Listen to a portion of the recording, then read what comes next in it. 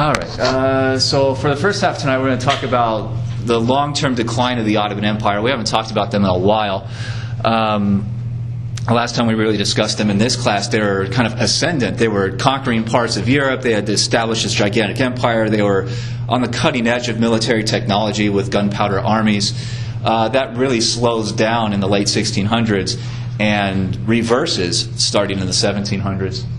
So tonight we'll talk about from that first kind of reversal around the year 1700 for the next 200 years going into the early 1900s.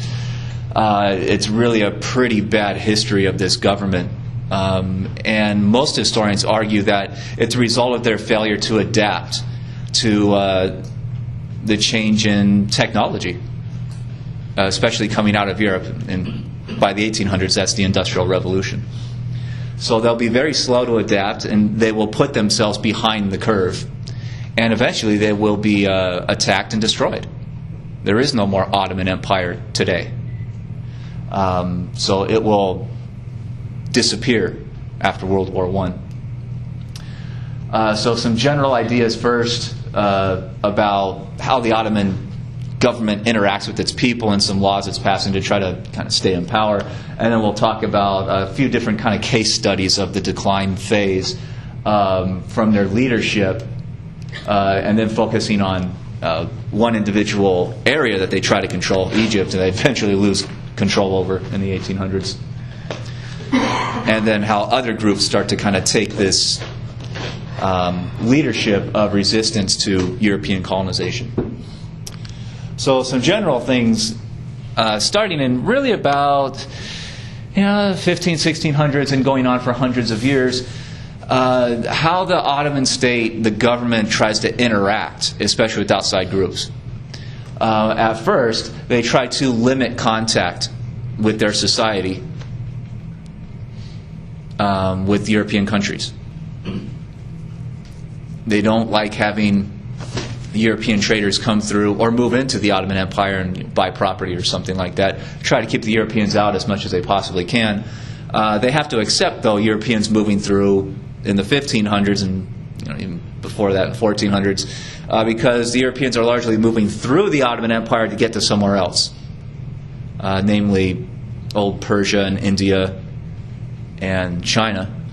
So they allow Europeans to move through the empire because they're going to tax them. And we've talked about that before. Another big problem, especially by the 1800s, is Europeans are coming up with new scientific discoveries, technological developments. And some in the Ottoman government realize that they want to take advantage of those discoveries, because if they don't, in the long term, the Europeans will build stronger armies and can conquer the Ottoman Empire. So the Ottoman government tries to have it both ways for a while, where they limit contacts of their whole society with Westerners, with Europeans, but valuable ideas from Europe they want to bring into the Ottoman Empire to adapt their own military for self-defense. That'll go back and forth, as we'll talk more about tonight.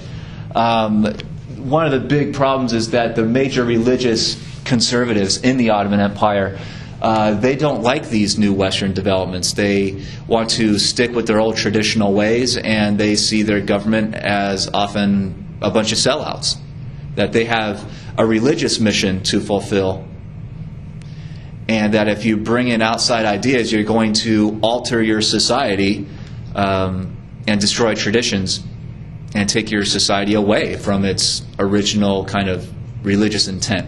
Does that make sense? So the 1800s is a long-term battle between social and religious conservatives in the Ottoman Empire who want to basically keep things the way they are, and more kind of progressive Ottoman leaders that at least want to adapt to European discoveries, at least out of just basic self-defense. Does that make sense? And you see these kind of battles often also being fought in other countries around the world, and still sometimes even today. One thing to remember, though, that through this whole process, the Ottomans have already conquered a very large empire, and they have done that throughout their history by saying that they are bringing the true message from God to the rest of the world. They view their government, at least early on, as having a religious type of mission, to conquer as much land as possible in order to expose as much of humanity as they can to Islam, what they believe is the true spoken kind of interpretation directly from God. God's last message to humanity. And that comes directly from Muhammad himself. He said he would be the last prophet, the last of God's messengers. So they have a deeply individualized and personal type of reason for going out and conquering these places. And a lot of these conservatives are very afraid that if you start to alter the message, you start to alter your purpose, then God might not help you in these conquests anymore. They often saw building this giant empire as a result of God's intervention. God helped them conquer these places because they're doing God's work. But what happens if you're not doing God's work so much anymore? Yeah, God's not going to help you so much. You'll start to lose wars. You'll start to lose territory. And that's how a lot of religious conservatives in the Ottoman leadership start to talk about how the Ottomans are now losing ground in Europe. The Europeans are counterattacking in the 1600s and taking land back, especially in the late 1600s. And that's how a lot of conservatives interpreted this. That this is God telling us that we have to get back to our original purpose. Does that make sense? And you hear these same kind of arguments even today in all kinds of different circumstances. Like when a giant hurricane hit New Orleans, some religious leaders said, well, that's because New Orleans is a den of sin. They have these big parties, and God's sending a message to those people. It's punishment for all of your irreligious ways. Does this sound familiar? No? Yeah, so you get these kind of justifications every once in a while from people who see themselves as religious leaders. Okay, so moving on from there. But this is a long-term kind of conversation between the kind of progressive elements in the Ottoman state who want to make changes and the conservatives who want to keep things largely the same. The last time we talked about the Ottoman Empire, we highlighted several kind of big government-level strengths that they had that were perpetuating their rule, kind of pillars of their stability. Going into, especially the 1800s, a lot of those pillars have gotten a lot of cracks in them. Basically, they're starting to have internal problems within their own government that starts to even sap the power of those main sources of strength. So one thing we talked about a while ago was there's a centralized political leadership. There's a monarchy, and the Sultan is basically the king in kind of European terminology. And that Sultan was undisputed, was king for life. So there is an unquestioned source of political power, authority, decision-making. But as we get into the 17 and 1800s, there's a big change. Sultans usually have many, many children. And by the time we get into the 1700s, some of those children are fighting with each other about who's going to be next on the throne, who's going to be the official heir to the throne. So the Sultan usually picks out one of his sons to be the official, like what we call crown prince, basically, that when the Sultan dies, that's the guy who will become the next Sultan. But there are internal rivalries within the royal family by the 1700s, and brothers start criticizing each other. They start kind of attacking each other politically. And sometimes when the king dies, this starts a civil war between different factions of the family that are going to fight it out to see who the next king is going to be. So there is no more kind of undisputed, this is the king. There's always a level of argument, even within the family itself. And of course, once different members of the family claim to be the next king, the next in line, the heir to the throne, then that also divides the bureaucracy, the government itself, the people working within the government. They start to take sides in these conflicts. So you get basically small-scale political parties within the bureaucracy. Because if you declare your allegiance to one of these sons, and other bureaucrats declare their allegiance to someone else, if your guy wins and becomes the next sultan, you might get a big promotion, right? Because of your loyalty. Does that make sense? So these don't just become kind of civil wars or conflicts within the royal family. It spreads to the entire government. And you get political factions that attack each other and try to embarrass each other and humiliate each other in order to stay in power or to get into power in the first place. Does this sound familiar? So the government also becomes kind of dysfunctional. Another big problem is that the Sultan's sons used to be often raised within the military, and they would be given kind of military commands. They would be made into colonels and sometimes even generals. So they would get some kind of like command and responsibility experience, especially the crown prince, because you don't want to get a guy who becomes the next king that's never really had to make decisions himself. Does that make sense? You want someone who knows how to use power, knows how to make big decisions and enforce them. But by the 1800s especially, you start getting the crown princes raised entirely in the harem, which is kind of like the royal household, the palace. Never really has to do anything. So you can get a new sultan who gets to the throne, might be in his 50s, who's never really had authority before. Never had to make big decisions. Never had to figure out politically how to keep the factions together. You get a person who's basically politically inexperienced. And that does giant damage to the kingship itself, because you have basically inexperienced leaders who have never been really politically tested. Does that make sense? All right. So this would be like if your family owns a business and whoever the generation has been running the business for decade after decade, they never really gave the next generation, the children, any authority within the business. They've never had any experience in running the place. They've just been partying it up for 30 or 40 years. What happens when the older generation dies off and now the party kids are now running the business? Sometimes that doesn't go very well. Because they've never had responsibility before. They've never had to do anything. They don't know what they're doing. And a lot of times those businesses go down pretty quick. Is that clear? We've seen some famous examples of that, especially the United States in the past few decades. All right. Another kind of pillar of strength that we talked about before was that the Ottoman government is run by Muslims, for the most part. I mean, every once in a while you get a Christian convert to Islam. But they're very dedicated Muslims. And they do something very different from the rest of Europe in, say, the Middle Ages. They tolerate non-Muslims. As long as you're a monotheist on some level, Christian, Jewish, even Zoroastrian, you worship the one creator God as a source of all religious authority. That's really kind of good enough for the Ottoman state.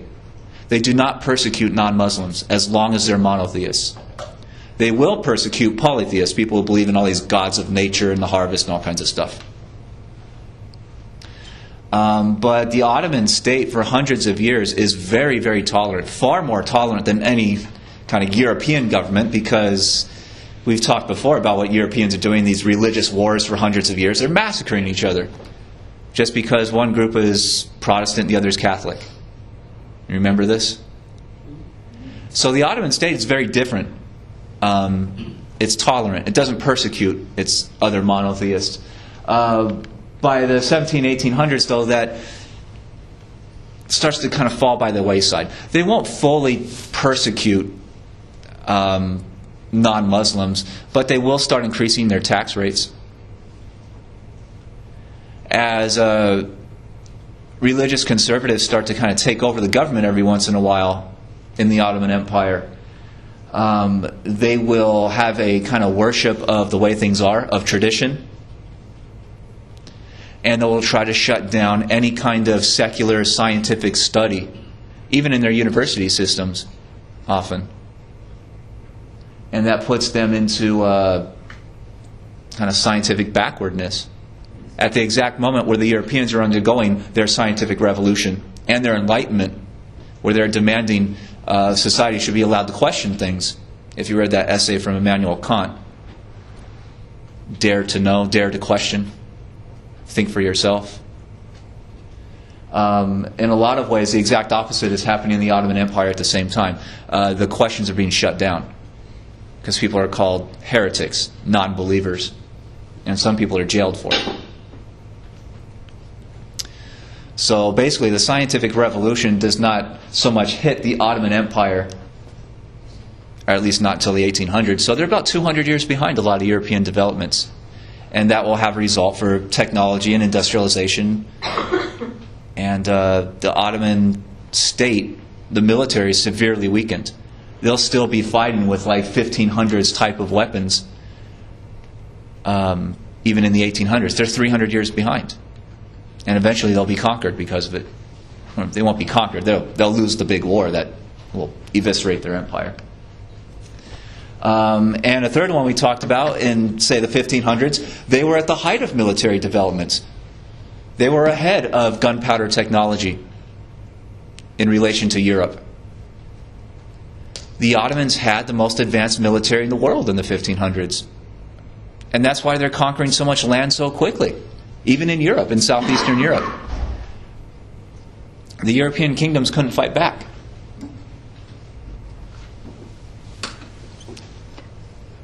But again, because they stopped those developments, the Europeans start catching up in gunpowder armies and start developing even bigger cannon by the 1700s than the Ottomans have. So the Ottoman military literally stagnates. It doesn't adapt to its enemies' advancements in technology. So by the mid to late 1800s, the Ottoman Empire's army is still a kind of 1600s army. Whereas the Europeans are building fully industrialized militaries with factories that churn out eventually machine guns and giant cannon and steel warships. And the Ottomans aren't really doing much of that. So they'll be defeated on the battlefield fairly easily in the early 1900s.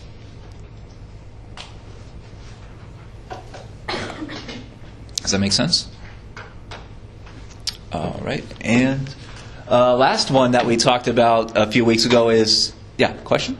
Do they just not care that they're falling behind, or? Well, the problem is that several generals and statesmen and whatnot, they see that this is going on and they do care, and they'll argue we have to adapt. We have to bring Western ideas in and rebuild our military.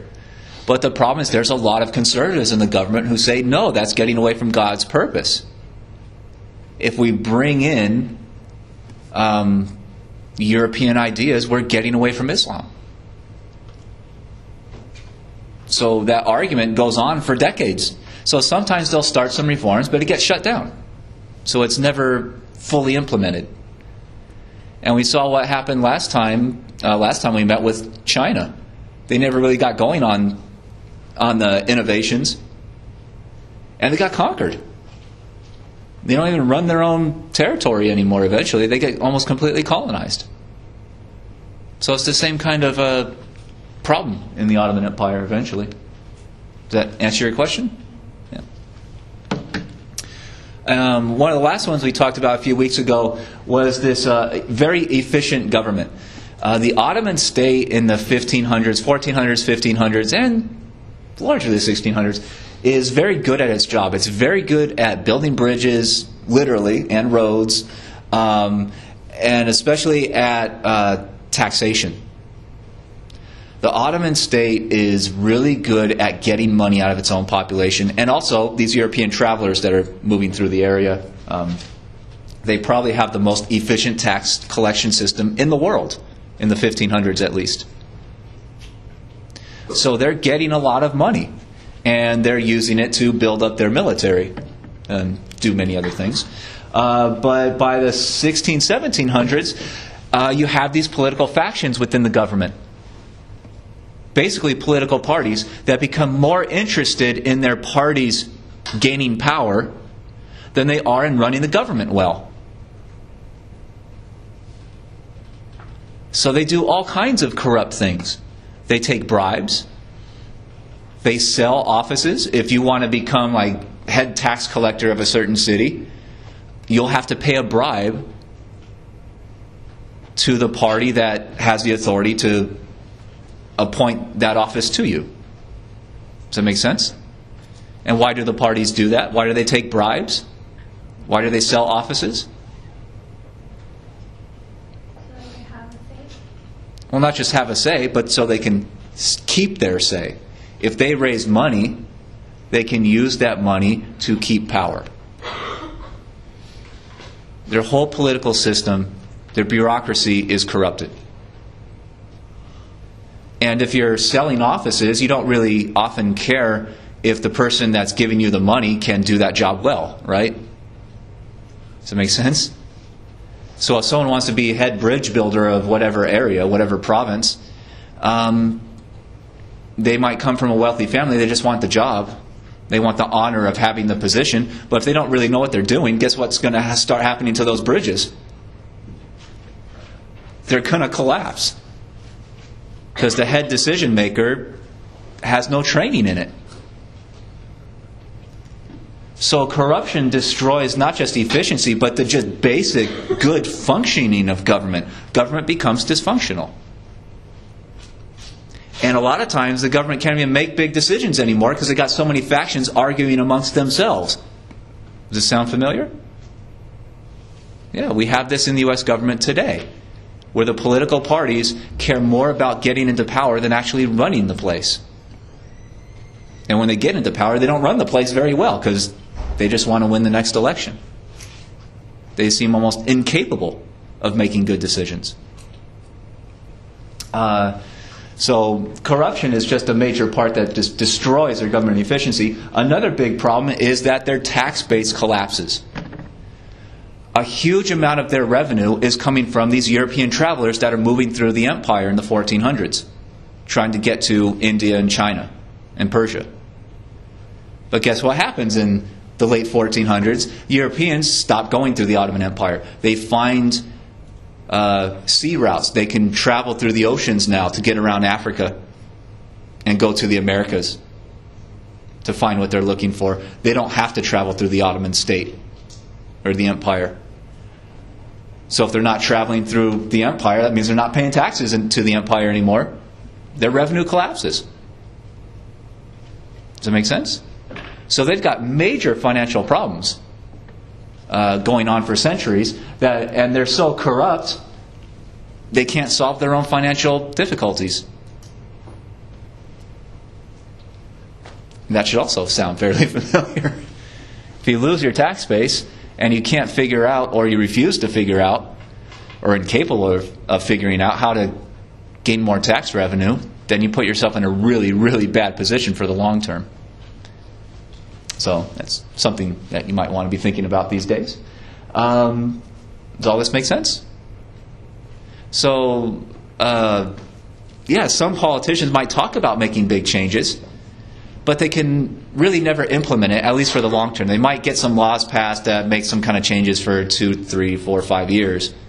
But if there's any problem with those changes, the other factions accuse them of making mistakes, and the other faction gains power and undoes those changes.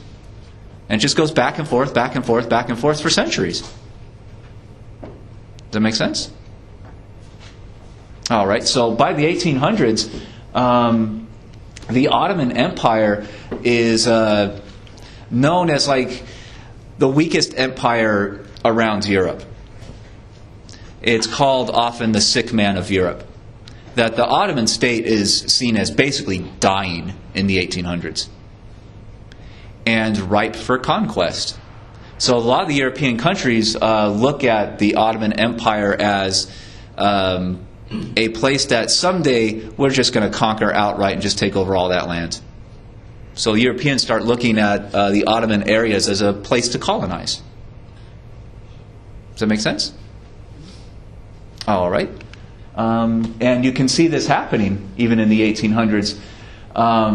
This is the extent of the Ottoman Empire in, what was this? I guess right around the year 1800. And you can see by 1886 they lose all the places in purple. So they lose a big chunk of southeastern Europe. Egypt becomes virtually independent. By the time that World War I starts in 1914, they lose all these kind of reddish areas. So basically the rest of North Africa and the rest of their areas that they retain control over in southeastern Europe. And after World War I, that ends in 1919, the Ottoman Empire's only leftover is what is today Turkey, this kind of yellowish area. The rest of the areas they controlled are lost. The Europeans take over. So over about 100 years, 120 years, it's just the empire's eviscerated. It's cut up into smaller and smaller pieces, to the point where the Ottoman homeland, the Anatolian Peninsula, is the only one that remains. Does that make sense? All right. Okay, moving on. So we'll talk about several politicians and their attempts at reforms and how these reforms go back and forth in the 1800s. The first major big attempt at especially modernizing the army just to defend themselves takes place in something like 1719, and it's led by a politician that was named the Grand Vizier, which is a position. It's like the prime minister. He proposed adapting the Ottoman military to take on especially French military ideas, because France in the early 1700s is kind of at the forefront of all this technology. So he proposes, let's pay some French military advisors, bring them into the Ottoman Empire, and figure out how to rebuild our military for self-defense. That was so unpopular amongst many other politicians and many just people living in the empire that the Grand Vizier is deposed like 3 years later. He's taken out of that office and he's executed just for the proposal. So that teaches other politicians a lesson. You don't even want to talk about this because it's a threat to your life, not just your political career. So the idea of restarting these military reforms doesn't happen for quite a long time, until 1793. Until this particular Sultan, Selim III, was this probably like, 75 years later, finally says, okay, we're falling way behind military technology in Europe by this point. We again have to bring in French advisors to figure out how to rebuild our armies. Otherwise, at some point, we're going to get attacked and we're going to lose. So he proposes a whole kind of doctrine that he calls the Tanzimat, which basically translates as new order. It's like new order for the military, rebuilding the military. It's controversial, but because he's the Sultan, this kind of move is started. His problem, though, is that a lot of the provinces, the areas outside of modern-day Turkey, the empire, the rest of the empire, start rioting. They start complaining about the government, and he is eventually deposed. He's kicked out of office in 1807, so he's replaced by a kind of uprising of people that a lot of his politicians eventually joined. Does that make sense? So he's kicked out of office in 1807, and the Tanzimat is therefore stopped, not completed. The guy who takes office after him, starting in 1808, his number one goal is to destroy all the opponents of the former regime. All these provincial leaders, especially these groups called the Janissaries, in Egypt and just all over the empire. He recognizes that that was the source of the political complaint. So when this guy gets into office, he represses them pretty harshly, throws them in jail and tortures people and does all kinds of horrible things in order to shut them up. He also realized that there is a kind of religious movement called the Sufi Brotherhood that supported those protests, and so he goes after them too. So he spends several years right after he becomes Sultan basically destroying his potential enemies in order to consolidate power, make sure that he'll be there for the long term. So he's going on that for really a couple decades, trying to solidify his rule. But after about 20 years, he restarts the Tanzimat. His advisors, some of his advisors, tell him that this is a good idea, that this is what's going to keep you in power. Because if you don't do this, the Ottoman state will be attacked by a more efficient, more advanced military. So he agrees to it in 1827, and it starts again. Yeah? Does he rescind the people he repressed? Or? Oh no, he's still repressing them. He's a dictator. A lot of kings are really just military dictators. They stay in power by having the army on their side, and anyone who complains is dealt with. Very similar to a lot of dictators today around the world.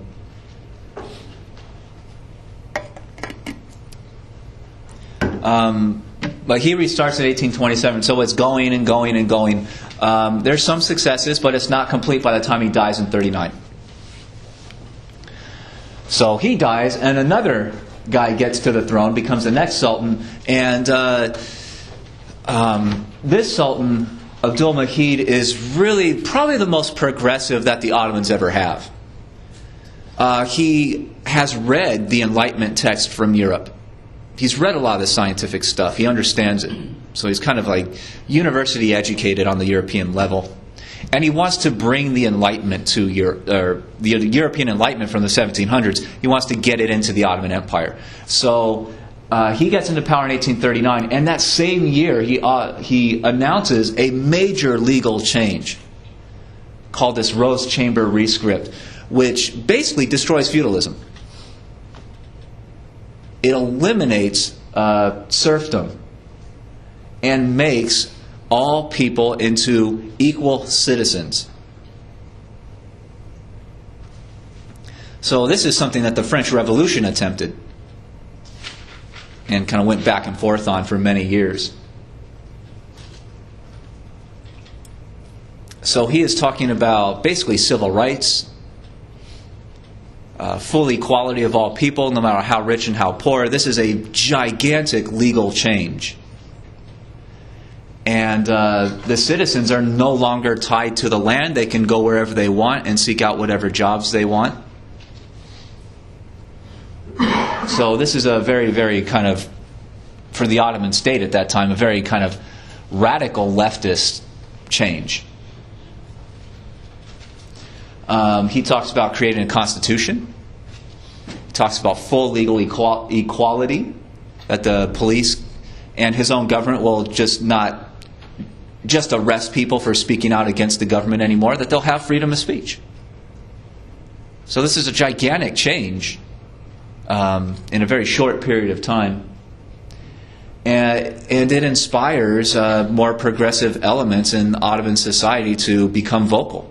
And the most famous of those is called the Young Turk movement of college students that are studying a lot of this Enlightenment stuff from Europe, and they become politically active, and they want to kind of enshrine it as normal in the Ottoman society throughout the empire. So they want universal education. They want full religious toleration. They want everything. And because this Sultan agrees with them, he allows them to grow their movement and to be active, and they keep pushing for more and more legal changes. Does that make sense? Another thing he does is restart the Tanzimat. So he's a huge progressive force at the top of the government. So kind of more liberal elements throughout the empire really like this guy, but the conservatives hate him.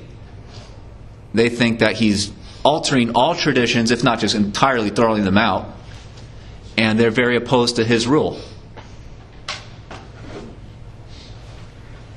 And they argue about every single change that he wants to make. Does that make sense? So the conservatives start looking, they know that, or at least they, over time, figure out that they can't just get rid of this guy.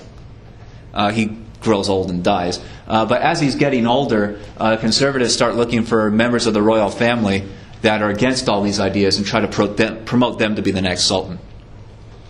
And they're actually successful, because the next guy who takes the throne after the sultan dies, Abdulaziz, is probably the most conservative, almost fanatically conservative, religiously and politically. Wants to undo a lot of the progressive changes that his predecessor made. So he's completely opposed to all these liberal ideas, all these Enlightenment ideas. And he basically wants to turn the clock back to the 1700s. And suddenly, this new sultan really goes after the Young Turk movement and tries to destroy them. The predecessor, even with all his changes, never got a full constitution signed off on, never got it accomplished. So the Young Turks are still pushing for that when this new guy comes into office, and he completely turns them down, their demand for what's called a constitutional monarchy, which is basically a constitutional government, a legislature with elections, a democracy, except with the sultan, the king, as the executive branch. That's what a constitutional monarchy means. And he also completely halts the Tanzimat, stops all military reforms. So in an instant, when this guy becomes the sultan, the political fortunes just kind of shift radically to the other side. Does that make sense? Question? So the constitutional monarchy is with the sultan or without the sultan? With. Yeah. And even Europeans have constitutional monarchies sometimes in the 1800s, where they vote for their lawmakers in a legislature or parliament or a congress or something, but they still have a king that is the executive branch, enforces the laws and runs foreign policy and all that. So it's like, instead of a president, you have a king for life. Does that make sense? Yeah. So, that's why I like that term. It's a constitution with the monarchy. You just put them together.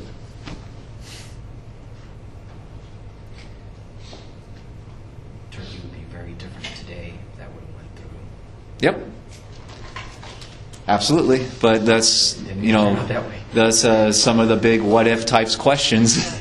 What if this would have gone into effect before this guy got into office? Who knows what would have happened? Probably would have been very different. But like I keep saying, historians try to avoid what if questions as much as they can, because you can't prove it. It didn't happen that way. So historians call those counterfactuals. It's like anti-factual. So we try to avoid those discussions as much as we can, because you can't prove it. What's the point in arguing about something you can't prove? Yeah. All right. But eventually Abdulaziz dies in 1879, and that starts off the factions within the bureaucracy each have their kind of chosen royal family guy that they want to be the next sultan. So it seems to be fairly wide open who the next sultan is going to be. So there's several brothers within the royal family that are all kind of trying to angle to get to the throne. One of these guys, Abdul Hamid, who becomes Abdul Hamid II, he knows he has to make promises to important political factions within the empire if he's going to get enough support to become sultan. So he goes to actually the Young Turks, who have been kind of repressed under Abdulaziz. And he says, if you help me become sultan, as sultan, I will help create a constitution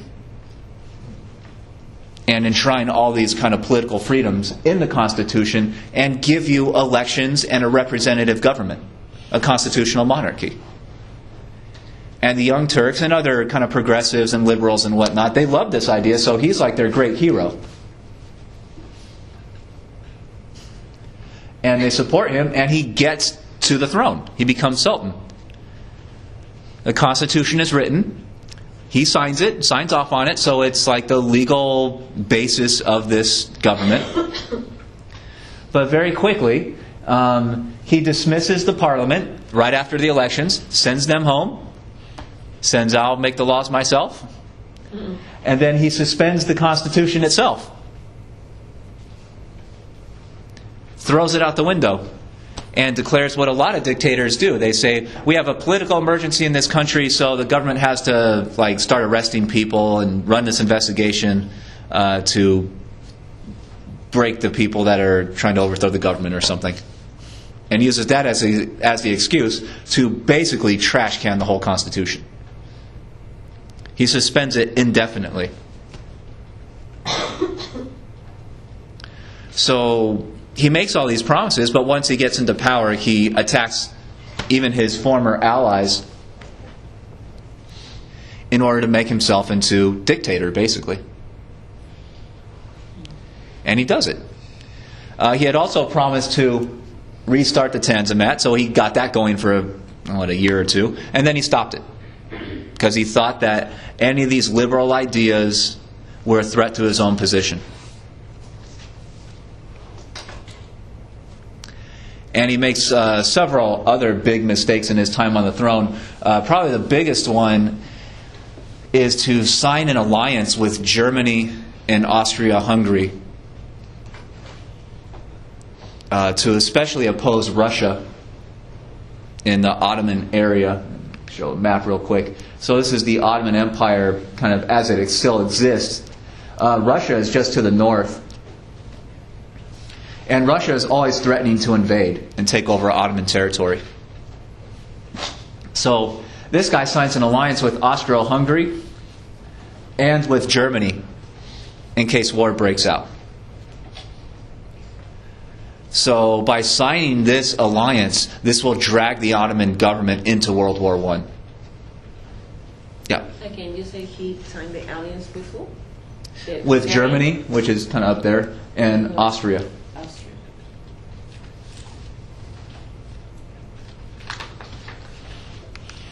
And he's pretty tyrannical for 30 years, and so he becomes very unpopular. He mostly stays in power by creating these giant spy networks, reading people's mail, arresting anyone who complains about him, even privately in their own homes.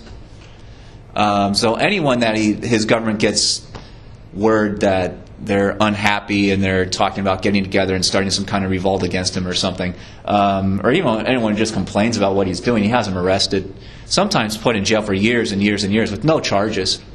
So he's a very tyrannical kind of sultan. So, question? Like Kim Jong-un? Yeah, and like other, miserable, horrible tyrants who oppress their people and are just horrible leaders. So eventually, he angers so many different parts of Ottoman society that they eventually start getting together to overthrow him. And when a bunch of his own military officers, his own generals, join that movement, they actually do overthrow him in 1910. And they replace him with a grand committee to run the government. And they call themselves the Committee for Union and Progress, which sounds really optimistic and great. It's mostly led by the military generals. And at that point, they had a decision to make whether they want to stay in this alliance with Germany. And they make the really bad decision eventually to stay in that alliance. And they will be the government that leads the Ottoman Empire into war. And into the war that will destroy their empire.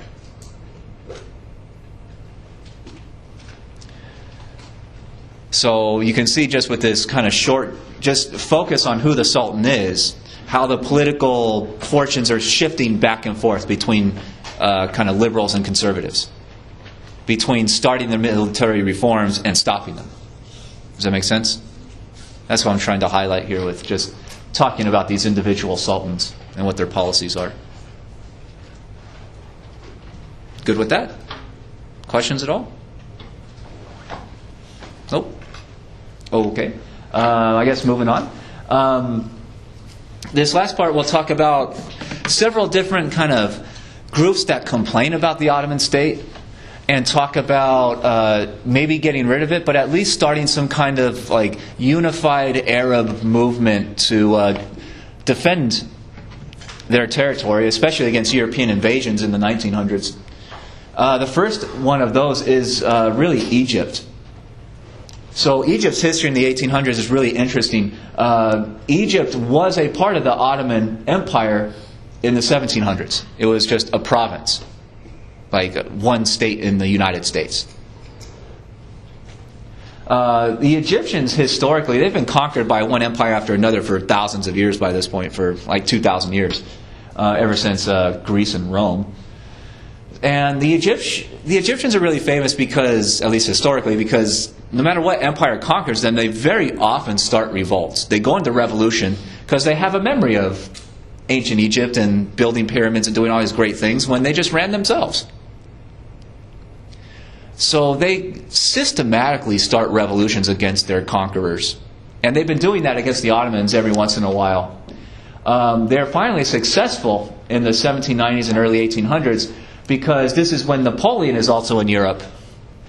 And Napoleon invades Egypt to try to make sure the British never take it over, but also to try to make Egypt into a French colony.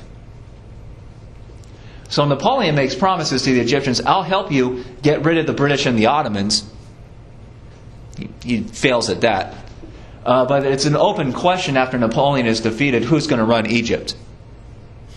And after Napoleon is kind of kicked out, basically the Ottomans come back and they appoint this guy named Pasha to be what is called their viceroy, which is basically like governor of Egypt. He's supposed to follow orders from Constantinople, or Istanbul, that's what they renamed it. So he's kind of like governor of California, but he's supposed to follow orders from Washington, D.C. And this guy's a really good politician. They put him in office in 1805, and he basically stays in that position for the rest of his life. And he really starts running Egypt the way he wants. And he gets away with it because he sends a lot of money and gifts and whatnot to his superiors in the capital city.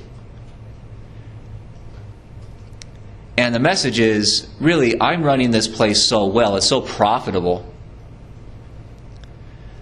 that his superiors basically figure, if it ain't broke, don't fix it. He's doing a good job, let him continue doing a good job. And he's also bribing them. Does that make sense? So he's a very astute politician. And in running Egypt in his lifetime, he makes major changes. He starts military reforms. As just one part of the Ottoman Empire, he pays especially French military advisors to come into Egypt and build up the Egyptian army. It's technically only a part of the Ottoman Imperial army, but it's under Pasha's command.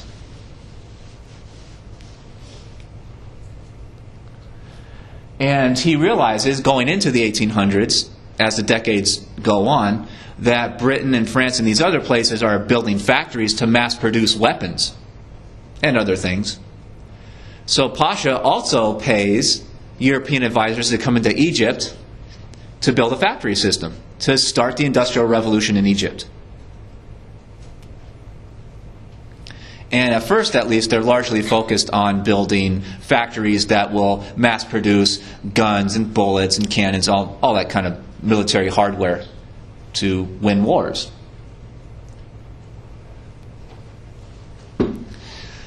His problem, though, is that he needs to get enough money together quickly to pay these advisors and build these factories and do all these kinds of things. So he hits on the idea of using agriculture. He converts a lot of Egyptian farmlands from growing many different kinds of crops to all growing one kind of, or two kinds of things. And in Egypt, he largely focuses on cotton and sugar. And these are called cash crops because you grow them not to feed yourself, but you're basically growing money. He grows this stuff for export, or he forces Egyptians to grow this stuff for export. Does that make sense? And that way they gain a lot of revenue quickly and they can invest in building their military and their industrial revolution. He also does other things with the money. He built a large kind of public services sector. He builds a lot of schools, so there's universal education in Egypt. He builds railroad networks. He builds sanitation systems. So Egypt, as part of the Ottoman Empire, is by far the most scientifically advanced. It's the most Europeanized part of the empire. Does that make sense? To the point where the Ottomans can't even push him around anymore. He is completely independent. If they try to give him orders, he has a better army than they do. He doesn't have to listen to them anymore.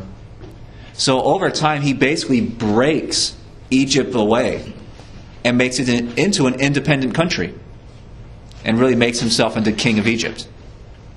He doesn't call himself that for a long time, but he's basically acting like a king. And he's tyrannical over the Egyptian people to stay in control. And he established his family as a monarchy. So his family will be on the Egyptian throne for another 100 years, into the 1950s. Does that make sense? So Egypt is basically independent and becoming scientifically advanced for a century and a half. Is that clear? So Egypt is another good kind of case study of how to build up your independent power and stay independent, and a good example of how far the rest of the Ottoman Empire has fallen behind. Does that make sense? Moving on. Questions about any of these at all? No? Later on, after his own time, Egypt gets really interested in building this canal that the Europeans are always asking for. So construction starts in, like 1864 or something like that. Egypt doesn't have enough money to build itself, the Egyptian government. So in order to raise money, they basically start a company. And they take investors, people buying stock in the company. The Egyptian government is the biggest stock owner, but they're taking huge amounts of investment money, especially from Britain and France. And the canal opens in 1869, and it is, even today, one of the most valuable waterways in the world, so it's immediately successful. And you have to pay a toll to go through the canal and all that stuff. So the company itself is pretty profitable. The problem is that the rest of the Egyptian government hasn't been really well run for a while, so they've been going into debt. And eventually, the Egyptian government declares bankruptcy.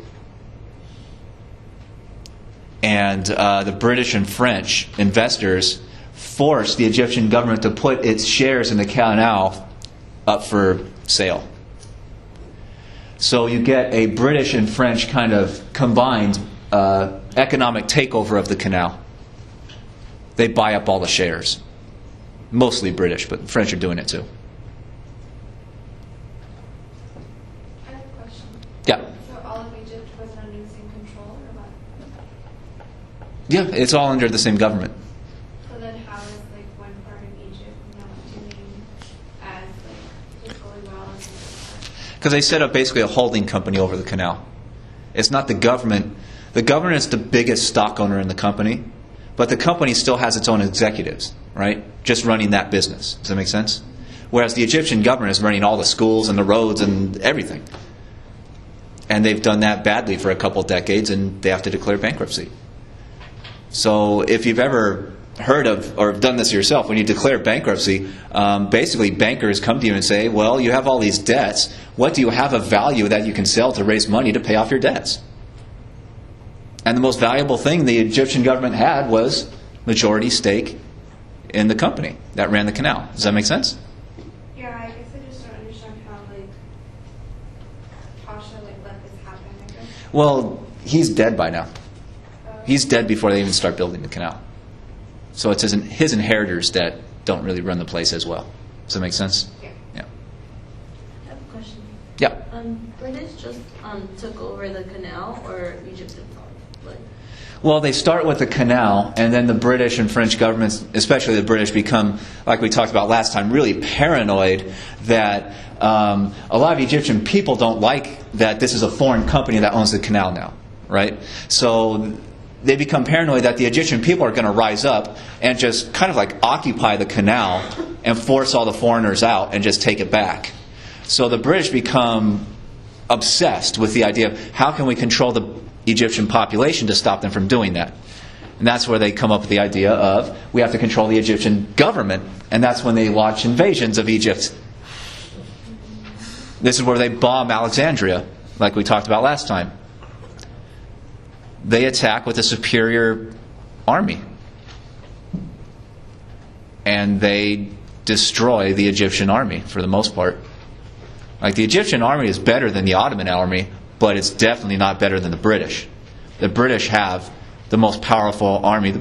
Britain and Germany have the most powerful armies in the world at that point, without any doubt at all. So the British policy is eventually take over the Egyptian government. They keep the Egyptian monarchs around, that royal family from Pasha, but they really just become British puppets. They're British employees, basically. They follow what Britain tells them to do. Does that make sense?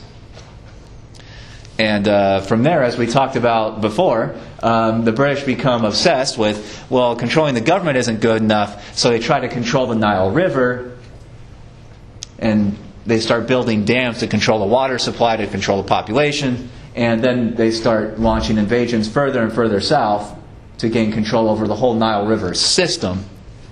So they go even further imperial and conquering areas south of what was normally seen as Egypt. Remember this? So it's a kind of grand strategy just to control the canal.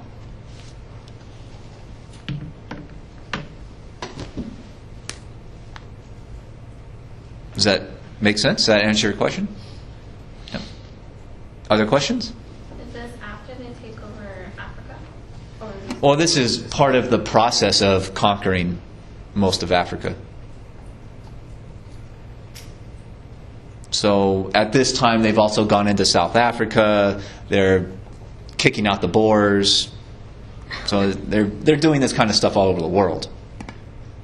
And they're doing similar stuff in China and Latin America, right? We've talked about all this before.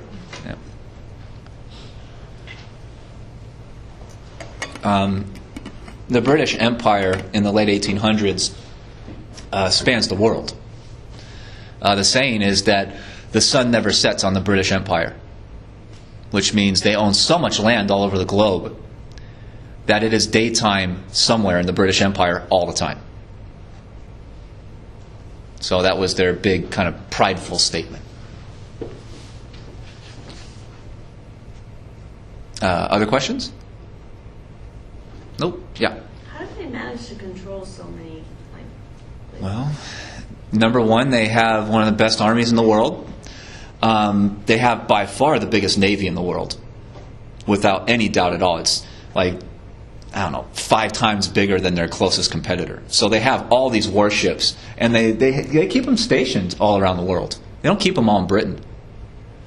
Because before airplanes and like drones and satellites and all that, if you want to control foreign places, you have to have a navy.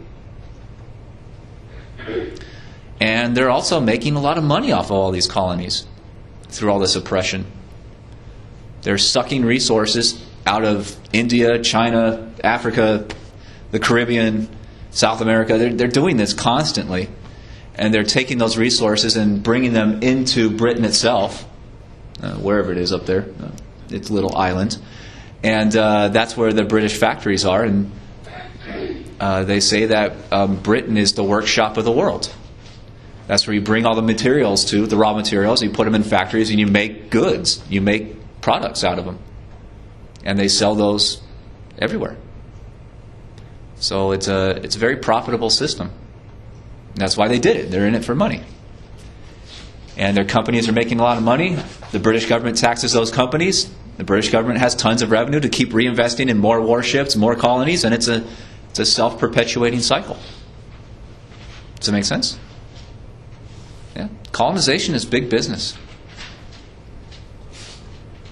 And still is today. Other questions?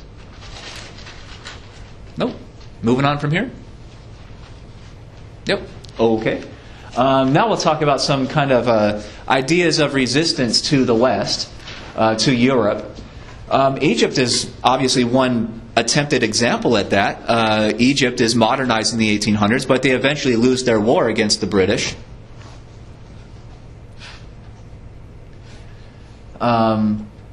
They attempted to fight back. They were just defeated and conquered. And from there, the British start moving further and further south along the Nile to control the Egyptian population. And another anti-Western military resistance breaks out in this area around the Nile River, especially fighting off the British. That's called the Mahdi resistance. Largely a Muslim military movement. Muslims getting together and saying, we cannot allow the Europeans to conquer this place because they're going to get rid of Islam in this area and try to force everyone to be Christians or Catholics, or who knows, Protestants or Catholics or whatever. And the interesting thing is that this military resistance, this basically insurgency against the British occupiers, is very successful for about 5 years. The British don't know what to do about it. And they fight the British off, even in battles on a battlefield, a pitched battle.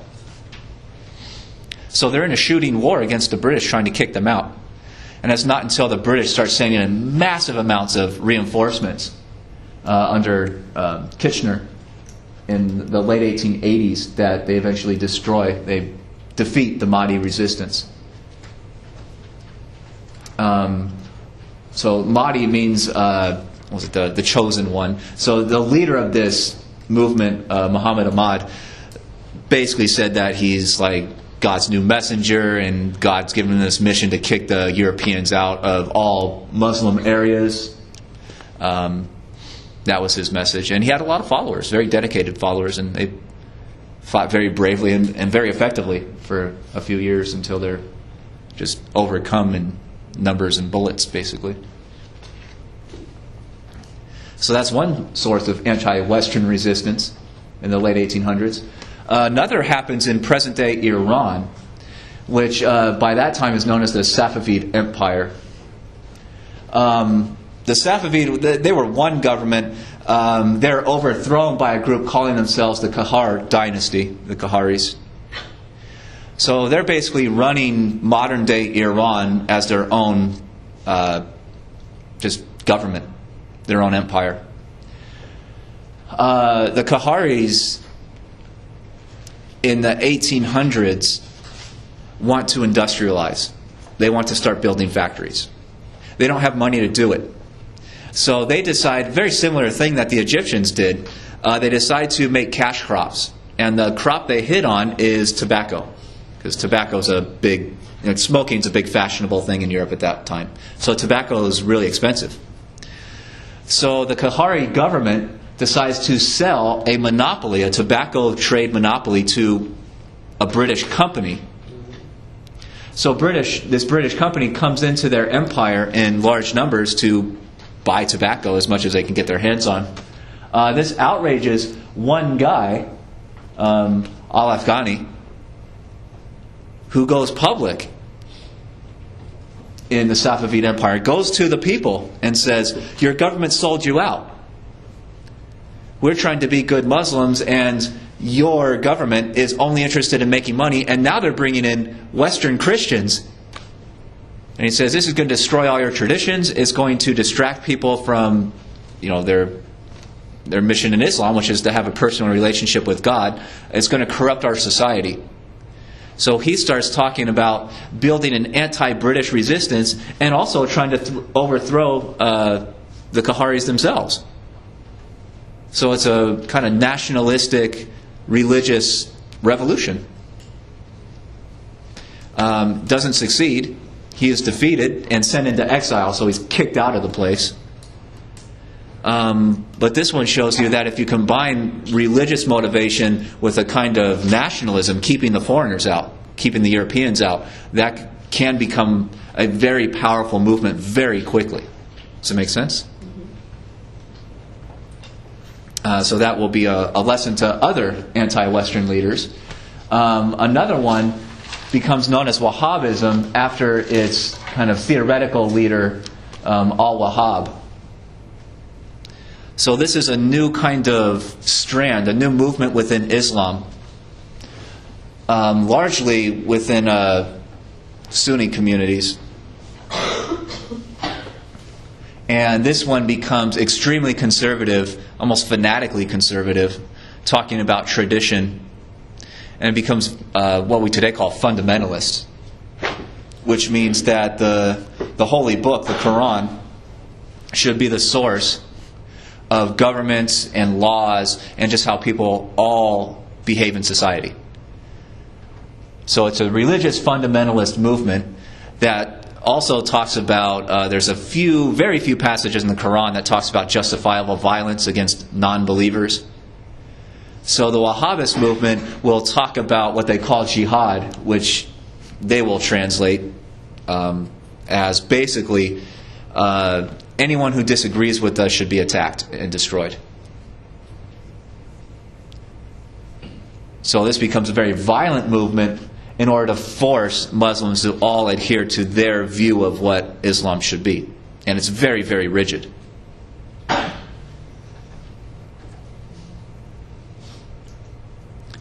So this kind of level of fundamentalism is really, it would be like in the United States if hardcore fundamentalist Christians want to get rid of all United States laws and run all society according to biblical law. So if you dress a certain way, or if you commit adultery or something, you get stoned to death. Does that make sense? And anyone who complains is executed. So it's that hardcore, and has its supporters. I mean, they're around. If you ever talk to people, there's some people who believe in this stuff, but most of society doesn't want to live that way. Just as most of society throughout what we today call the Middle East, they don't like Wahhabism.